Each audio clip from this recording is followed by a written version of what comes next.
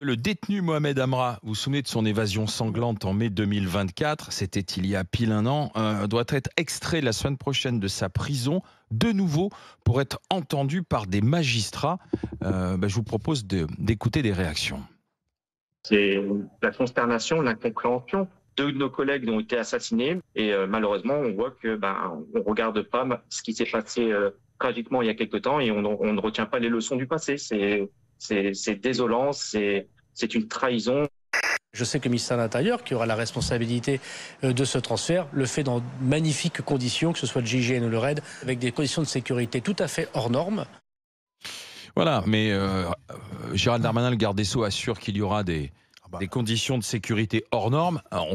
Ce serait la moindre des choses, de toutes les manières. Mais oui, ce qu'il faut entendre, c'est la colère des syndicats de prison. Ils sont outrés, scandalisés, parce qu'ils ont bien sûr en mémoire leurs collègues. Rappelons que Mohamed Amra, son évasion a coûté la vie à 2 agents en mai 2024. Donc il doit être extrait de cette prison ultra sécurisée qui est celle de Condé-sur-Sarthe dans l'Orne pour aller à 260 km de là, c'est-à-dire à Paris, être entendu dans un bureau par des juges d'instruction de la juridiction nationale de lutte contre le crime organisé. Ce qu'on ne comprend pas, c'est qu'il y a d'autres façons de faire. Tout d'abord, il y a la visio, et de plus en plus d'ailleurs, elle est développée la visio, donc c'est-à-dire qu'on peut auditionner, interroger. Imaginez, ce serait arrivé pendant le Covid. Détenu en visio. Et après, effectivement, certains juges disent mais le présentiel, c'est quand même important aussi d'être face à face avec la personne qu'on interroge. Et ça, on peut l'entendre. Mais là, dans ce cas-là, le juge ou les juges peuvent se déplacer. Oui. Et forcément, ça coûte pas un pognon de dingue. Parce que ça va nous coûter un pognon de dingue. Quand Gérald Darmanin dit il y aura un magnifique dispositif, c'est encore pire.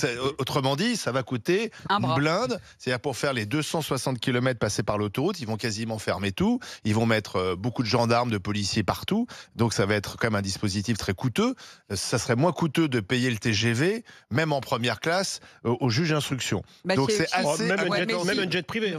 Même si la France était une entreprise privée, elle aurait fait le choix de l'économie et de l'efficacité. En fait, c'est ça. C'est de se dire, on déplace le juge, on crée les conditions au centre pénitentiaire pour l'interroger, puisque c'est le présentiel, on peut l'entendre.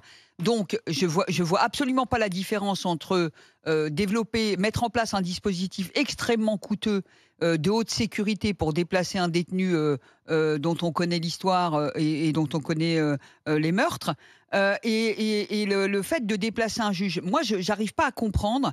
En fait, c'est ça qui dépasse les Français. C'est ça. C'est en fait le bon sens et l'argent des Français, l'utilisation de l'argent des Français et le respect pour l'argent des Français.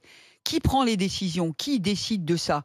Et de se dire, je fais déplacer un juge, il arrive au centre pénitentiaire, toutes les conditions sont réunies pour qu'il soit interrogé, et ça donne le même résultat que de déplacer le détenu à 260 km. Sauf que Darmanin ne peut rien faire, ne peut rien dire, puisque le juge est indépendant. Il met son instruction comme il veut. Le juge, c'est pas son argent. Le juge, il fait ce qu'il veut. Non, mais c'est pas son argent. Le juge, c'est pareil. Non. Quand on est fonctionnaire, on a aussi le budget des Français. Quel que soit l'endroit où on se trouve, on dépense le budget des Français. D'accord, mais Zora, au-delà de l'argent, si jamais il se passe quelque chose, bien sûr, encore pire, ça c'est la deuxième. Et Paris. Le juge, il ne sera pas inculpé. Le juge, il sera jugé irresponsable. Ça sera pas de sa faute. Il dira ses rendez-vous. Et Darmanin a dit, je suis sûr qu'il ne se passera rien. Il a dit ça, Gérald Darmanin. Parce qu'ils ont mis des mesures de sécurité, à mon avis. Il n'y avait pas avant. Il n'y a pas un moustique qui peut passer, quoi. Il faut faire attention quand même. Mais on ne peut pas dire au juge la ligne budgétaire. Non, mais ça veut dire que la ligne budgétaire, elle est open bar. La seule façon de contrer le juge dans cette décision, c'est on est dirigé, c'est un pays de cons. Qu'est-ce que je te dise? Tu dis au juge, il n'y a pas de budget, c'est vite fait. Mais non, moi, ce qui me choque, d'abord, c'est qu'on va déplacer un mec qui n'a rien à dire. Donc il va arriver, au bout de 2h30, le magistrat va lui dire il va dire je n'ai rien à dire, et il va repartir. Voilà. C'est exactement ce qui, moi je vous annonce, c'est ce qui va se passer. Donc on déplace un mec pour qu'il ne dise rien.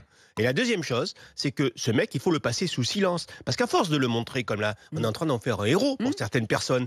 Voilà, on est en train de faire un héros avec ses cheveux décolorés, on a l'impression qu'il est sponsorisé par Jacques de Sang. S'il y a des personnes pour qui c'est un héros, on a un vrai problème. Mais il y a des personnes pour qui c'est un héros, bien sûr.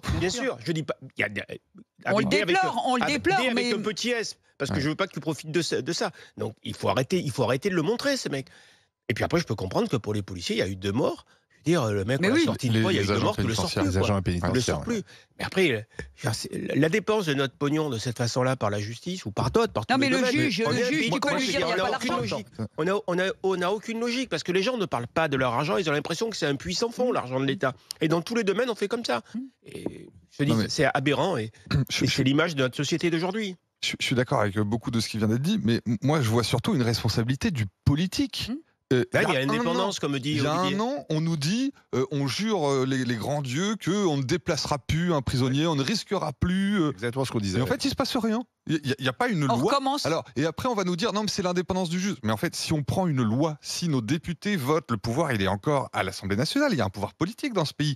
Si, après le drame d'Incarville, il y avait eu un texte voté en urgence à l'Assemblée nationale qui dit, on ne déplace plus, le juge, le magistrat se déplace, doit être particulièrement justifié, protégé. Voilà, ça c'est le rôle du politique. Eh bien, ils ne l'ont pas fait. Donc en fait, nos politiques vont à la télé au moment du drame. Ils nous disent ça se passera plus, etc. Voilà. Comme là, Darmanin, je suis persuadé qu'on aura le même truc. Je veux des peines minimales et suppression du sursis. Mais il se passera rien. Il se passera rien. Le problème de notre pays, c'est qu'en fait, le politique ne fait plus son boulot. Et la com. C'est de la responsabilité des Français.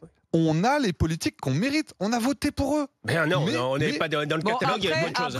Mais les Français ne sanctionnent pas les... Il y a une raison pour laquelle on pourrait déplacer quelqu'un. C'est si on a un doute sur sa culpabilité, ce qui n'est pas son cas. Là, je peux comprendre que le magistrat, il ait besoin de voir de visu la personne pour sentir les choses, pour sentir où il se déplacer. Là, je pense que le contact est important. Là, il n'y a aucun doute. Alors surtout qu'on nous a dit... Alors, on nous promet que quand il y aura cette prison ultra sécurisée, qui sera d'ailleurs Condé-sur-Sarthe, donc on va mettre dans cette prison les 100 plus gros narcotrafiquants de France. Vendin-le-Vieil ou il y en a c'est Vendin-le-Vieil. Et Condé-sur-Sarthe. Et il y en a deux, en fait, les Condé-sur-Sarthe. Dans ces deux prisons qui ont été choisies par Gérald Darmanin, on nous dit... Là, on nous dit, en revanche, effectivement, il n'y aura pas d'extraction. La règle sera soit la visio, soit le juge se déplace. Et pourquoi on ne commence pas dès maintenant? Mais moi, je voudrais compléter quand même. Alors, il faut savoir que dans le fonctionnement politique et de la technostructure qui est l'État, et les hauts fonctionnaires et les services, c'est vrai qu'il y a un fossé incroyable. Le politique peut prendre une décision, c'est vrai. Il peut prendre une bonne décision parfois.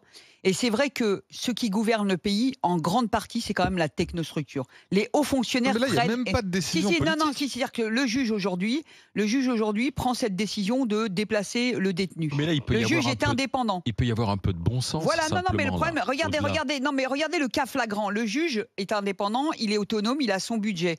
D'accord ? Lui, il décide de faire déplacer. Le politique, il n'a aucun pouvoir sur le juge. Et il en est pour toutes les décisions. Moi, je me souviens, j'avais une fois été en voiture avec des policiers. Et les policiers m'avaient dit, et ils avaient raison, parce que moi je suis fonctionnaire depuis des années. Et je peux vous dire que quand le politique, parfois, prend une décision, ça freine parfois des cas de fer dans l'administration et c'est une réalité. Mais c'est normal, le politique doit contraindre son administration. Normalement, voilà. J'ai vu des maires pour qui j'ai bossé dire à leur directeur général des services, non, c'est moi le boss ici, on fera comme ça. Et le politique ne fait plus, plus le bras de fer. Non, il y en a qui sont restés longtemps.